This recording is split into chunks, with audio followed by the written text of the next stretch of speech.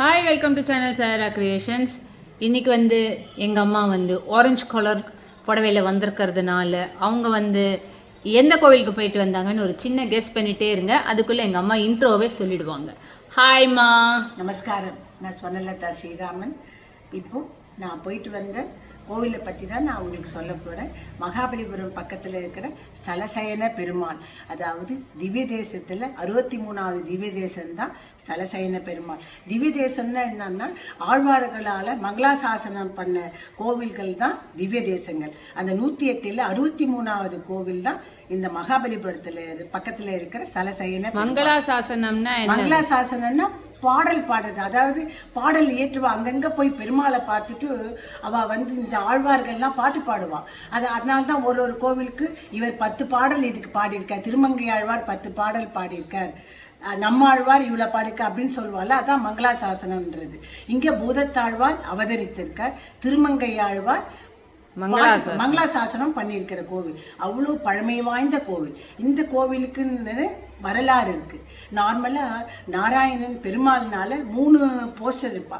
ஒன்று அமர்ந்த கோலம், நின்ற கோலம், சயன கோலம். அதாவது என்னன்னா உட்கார்ந்த கோலம், நின்ற கோலம் அண்ட் படுத்துன்னு இருக்கிறது. அது சோ படுத்துன்னு இருக்கிறது ரங்கநாதர், நிக்கிறது ஸ்ரீனிவாசர், உட்கார்ந்து இருக்கிறது விஜயராகவர். அந்த மாதிரி 3 பேர். எக்ஸாம்பிள், இப்போ இந்த கோவில்ல படுத்துன்னு இருக்கு. ஆமா, படுத்துன்னு இருக்கு. சோ படுத்துன்னு இருக்கிறதுக்கான காரண கதையை இப்ப எங்க அம்மா விளக்குவாங்க. ஏன்னா நார்மலா பெருமாள்னாக்கா ஆதிசேஷன்ல படுத்துன்னு இருப்பார், கையில சங்கு சக்கரம் இருக்கும், நாபில பிரம்மா இருப்பா. இது 3மே கிடையாது இந்த பெருமாளுக்கு. ஸ்தலசயன பெருமாளுக்கு ஆதிசேஷன்ல படுத்துக்கல. 4 கரங்கள். ஒரு வலது கரம் தலைமாட்டில் இருக்கு, இடது கரத்தால பிளஸ் பண்ற. மீதி 2 கரங்கள் பூமியை நோக்கி இருக்கு. அதே சமயத்துல இவர் பாதத்துல புண்டரீக மகரிஷி இருக்க, தாமரை இருக்கு. ரொம்ப அழகா இருந்த பெருமாள், அம்சமா இருந்த ஒரு எப்பவும் ஆதிசேஷன்ல பாக்குறதுக்கு இவர் பார்க்கும்போது யூனிக்கா இருந்த. அதுக்கான வரலாறு என்னன்னா, இந்த புண்டரீக மகரிஷி ரொம்ப பக்தியோட நம்பிக்கையோட நாராயணனை நம்ம கட்டாயம் பார்க்கணும், நாராயணா நாராயணா நாராயணா அப்படின்னு சொல்லிட்டு இருந்தாராம். அவர் கடல் கரை ஓரத்துல மணலை வாரிண்டே இருந்தாராம். ஏன்னா நாராயணன் பார்க்கடலில் இருப்பேன். அதனால நம்ம இந்த மணலெல்லாம் வாரிட்டோம்னா கடல் எல்லாம் வத்திடும். வத்தினா நாராயணன் நம்மள கிட்ட வருவார், நம்ம அவரை சேவிக்கலாம் அப்படின்ற முழு நம்பிக்கையோட அவர் மணலை வாரிண்டே இருந்தாராம். அப்போ சுத்தி இருக்கவாலாம் சொன்னாலாம், பைத்தியமா பிடிச்சிருக்கு உனக்கு, நீ இவ்வளோ பெரிய கடல், நாராயணன் பார்க்கடல்ல நடு கடல்ல இருக்கிறவர், எப்ப நீ வாருது, எப்ப நீ பெருமாளை சேவிக்கிறது அப்படின்னு சொல்லும் பொழுது அவர் சொன்னாராம், இல்ல நான் நம்பிக்கையோட பண்றேன், பக்தியோட பண்றேன், என் நாராயணனை நான் பார்ப்பேன் அப்படின்னு சொல்லிட்டு வருண்டே இருந்தாராம். நாராயணன் இவருடைய பக்திக்கு மெச்சி அவரே மனித ரூபத்துல வர ரிஷிக்கிட்ட என்னப்பா பண்றேன்னா, நான் இந்த மணலெல்லாம் வாரி நாராயணன் நீங்க வரப்போறேன், நான் அவரை சேவிக்க போறேன் அப்படின்னு சொன்ன உடனே, ஓ அப்படியா அப்படின்ட்டு. ஏன்னா அவருடைய ரிஷியினுடைய பக்திக்கு நம்பிக்கைக்கும் அவர் அவ்வளோ வியப்படைஞ்சிடுறாரு. அதனால நீ போ, எனக்கு பசியார எனக்கு ஏதாவது உணவு கொண்டு வா, அது வரைக்கும் நீ செஞ்ச தொண்டை நான் செய்யறேன் அப்படின்னு சொல்லி நாராயணன் ரிஷி அனுப்பினோன்னு இவர் மணலை வாரு.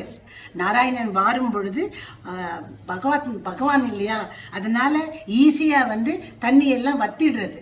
வத்திட்ட உடனே அந்த டைம்ல ரிஷி வந்த உடனே இவர் கையில கொடுத்த உடனே பசியார சாப்பிடுறேன். சாப்பிட்டுட்டு அந்த பசி ஆறினதுனால படுத்துக்க போறேன், சயனிக்க போறது காட்சி கொடுக்கிறேன்.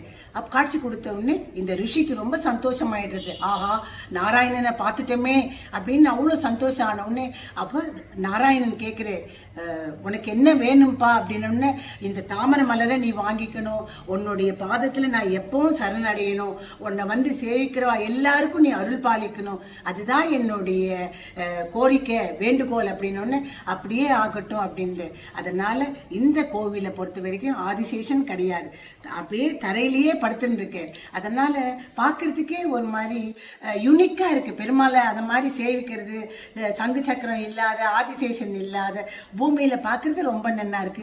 புண்டரி காட்சி இதே மாதிரி கை இப்படி வச்சுன்னு இருக்கு, நாபில பிரம்மா கிடையாது, பாதத்துல தாமரை ரொம்ப அழகா இருக்கு. அப்படியே இந்த பக்கம் வந்தோம்னா தாயார் நிலவடந்த மங்கை, அவளும் அவர் பெருமாள் எப்படி வந்து தரையில இருக்காரோ அதே மாதிரி தாயாரும் தரையில இருக்கா, தாமரையில எல்லாம் இல்லை. இந்த கோவிலுடைய விசேஷம் என்னன்னா எதான டாக்குமெண்ட்ஸ் இல்லை, that is litigation in property இருக்கோ இல்லை நிலத்தகராறோ எல்லாரும் இருந்ததுன்னா அவ எல்லாரும் வந்து அந்த டாக்குமெண்டோட காப்பி கொண்டு வந்து தாயார் மடியில வைக்கிறா. வச்சுட்டு தாயாரம்மா இது என்னுடைய ப்ராப்பர்ட்டியினுடைய வில்லங்கள்லாம் இதுவாகி எனக்கு கிளியர் பண்ணுன்னு வேண்டின்னு போனாக்கா அது வந்து நிச்சயமா நடக்கும்னு அந்த பட்டாச்சார் சொன்னேன். அது மாதிரி எனக்கு ஒரு கோரிக்கைனால வச்சுட்டு வந்திருக்கேன். அது சக்சஸ் ஆச்சுன்னா திருப்பி இன்னொரு வீடியோவில் எவிடன்ஸ்க்கு நான் கொடுக்குறேன். அது மாதிரி இப்போ இதை பார்க்குறவா எல்லாரும் உங்களுக்கு வீடு வாங்கணுமோ எதுவாக இருந்தாலும் போய் சலசைன பெருமாளை சேவிச்சுட்டு வாங்க. நம்ம யூடியூப்ல பார்த்தா தெரியுது, அது வேற விஷயம். ஆனால் நம்ம இன் பர்சன் போய் பெருமாளை திவ்யமாக சேவிச்சுட்டு வருது, அது ஒரு ஆனந்தம். அந்த ஆனந்தம் உங்களுக்கு எல்லாருக்கும் கிடைக்கணும்ன்ட்டு நான் உங்ககிட்ட சொல்லிக்கிறேன். அவ்வளோதான். ஸோ முடிச்சிட்டியா? Are you satisfied? I am சாட்டிஸ்ஃபைடுன்னு நான் நினைக்கிறேன். இல்ல சொல்ல வேண்டியதெல்லாம் சொல்லிட்டல்ல. இன்னும் ஒரு பாயிண்ட் விட்டுட்டேன்னு நினைக்கிறேன். ஆமா, இந்த கோவில்ல வந்து செவ்வாய்க்கிழமை தாயாருக்கு ரொம்ப விசேஷம். இந்த கோவில்ல வந்து பெருமாள் ரொம்ப சிம்பிளா இருக்கா. கோவில் வந்து பழமை வாய்ந்த கோவில். ஏன்னா இங்க வந்து திருமங்கை ஆழ்வார்லாம் மங்கள சாசனம் பண்ண கோவில்னா அது எவ்வளவு பழமையாய்ந்த வாய்ந்த கோவில். அதனால எல்லாரும் போய் சேவிச்சுட்டு வாங்க. Sthalasayana Perumal. Sthalasayana Perumal. Okay, bye. See you in the next video. Yes, இதுல இன்னொரு கண்டினியூஷன் என்னன்னா இது வரும்பொழுது ஆன் த வே வந்து கல்யாண பெருமாள், அதாவது திருவடந்தை போயிட்டு வந்தோம். இதனுடைய கண்டினியூஷன் அடுத்த வீடியோல எனக்கு பெரிய வீடியோ வந்து, அதாவது முதல்ல எப்படின்னா சப்போஸ் நம்ம வந்து கல்யாணம் ஆனோம்னு வச்சுக்கோயேன், இப்போ வர பசங்களுக்கெல்லாம் முதல்ல வீடு இருந்தாதான் கல்யாணமே பண்ணிக்கலாம். ஸோ முதல்ல போயிட்டு ஸ்தலசயன பெருமாள் பார்த்துட்டு ப்ராப்பர்ட்டி வாங்கணும்னு சொல்லிட்டு வர வழியில ப்ராப்பர்ட்டி வாங்கணும்னே கல்யாணம் ஆகணும்னு சொல்லிட்டு வேண்டின்னு வந்துக்கலாம். 2 in 1. ஓகே, வாழ்க்கையில செட்டில் ஆயிடலாம். சரி, ஓகே, சரி, நெக்ஸ்ட் வீடியோல பார்க்கலாம். ஓகே, பாய்.